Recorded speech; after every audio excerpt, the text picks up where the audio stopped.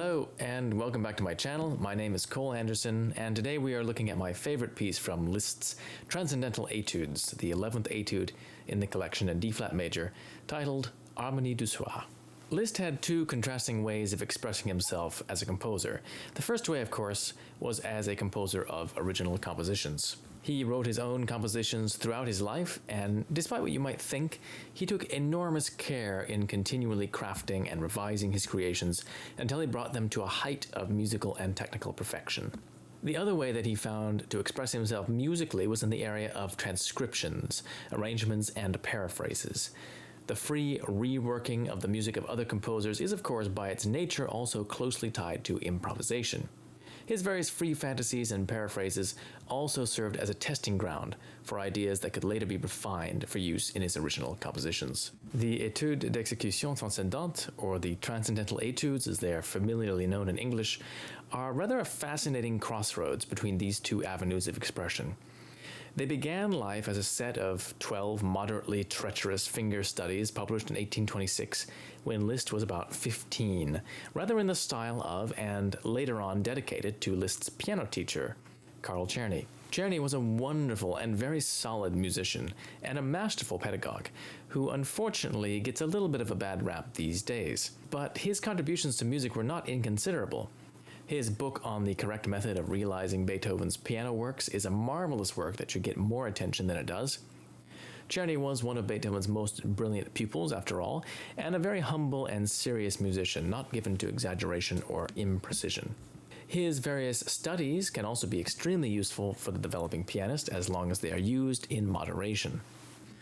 Liszt was very thankful for Czerny's influence on him. He studied with him for about a year or so when he was 11 or 12.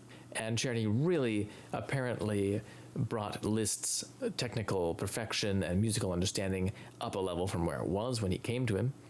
And this first set of exercises, the so-called Étude en 12 exercices, or the Etude in 12 exercises, was obviously inspired by him. Here is the first phrase from number 7, which would later on become Harmonies du Soir.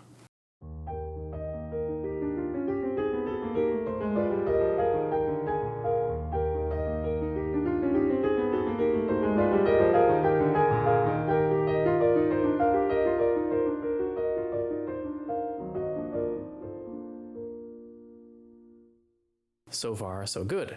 Well, about 11 years later, Liszt came out with a new version of these pieces, and by this time Liszt had completely overhauled his pianistic technique as well as his compositional approach. Both had matured remarkably in those 11 years. What he made of these originally modest etudes, in essence, was the most exalted form of arrangement possible. He took the bare bones of the original youthful works and transformed them into splendid tone poems, the epitome of high romanticism. Let's hear that opening phrase from the original etude in the new form that Liszt gave it in 1837.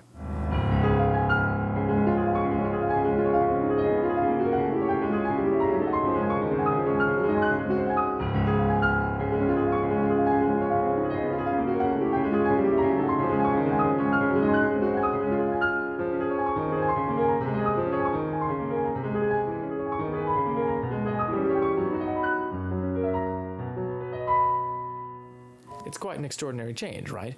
Even though this particular passage has basically undergone no harmonic or melodic alteration in essence, the mood has been completely altered. Then again, in 1851, after Liszt had completely retired from concertizing to concentrate on composition, he once again revised these etudes. This time, pruning away structural and technical excess without changing the essence of the music. Although there may be some who disagree, in my estimation, these alterations are all for the good. Liszt removes discursive transition passages and reimagines certain technical and musical effects into much more effective form. The passage we just heard is practically the only one that remains exactly the same between the 1837 and 1851 versions. In the rest of the piece, there is a much greater sense of simplicity and directness of expression in the later version, which I find very moving. Compare the theme in the middle section, for example, in the slightly overly complex and agitated 1837 version, with a sense of space and contemplation which is created in the later version.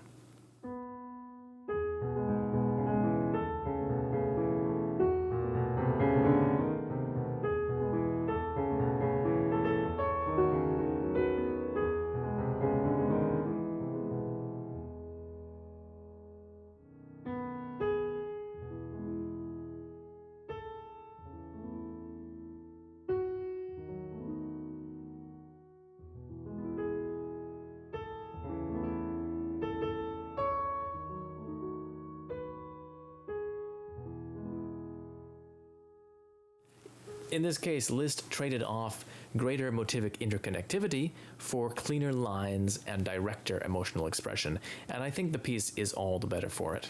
Indeed, many of the fantasies and pieces that Liszt wrote directly before and during his years as a traveling virtuoso, from time to time suffer from this kind of over-fullness that I think we hear in this passage in the 1837 etude. There's actually too much complexity, too much going on. It actually just detracts from the music.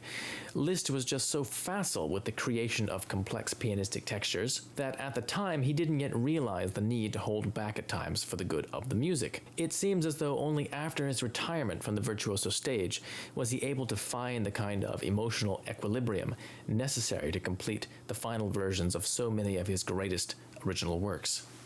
In giving this piece the title of Harmonies du Soir, or Evening Harmonies, in his final 1851 version of this piece, Liszt was not referencing Baudelaire's famous poem of the same name, as that poem was only published in 1857, and indeed it's actually doubtful that Baudelaire was even familiar with Liszt's music or with Liszt himself. Instead, both Liszt's piece and Baudelaire's poetry really belong to the same French Romantic tradition, expressed previously by literary authors like Lamartine and Victor Hugo, which glorified the natural world as a medium for self-revelation.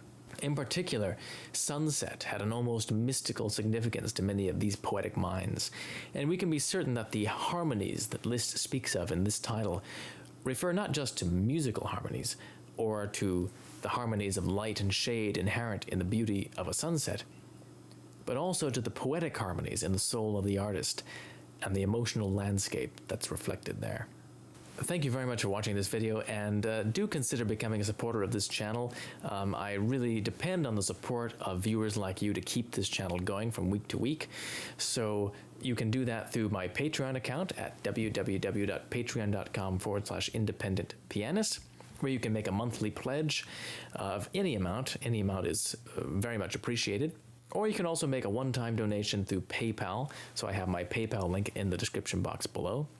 Also, if you're interested in studying with me, I do take private students over the internet, so just drop me an email at cole@independentpianist.com if you're interested in that.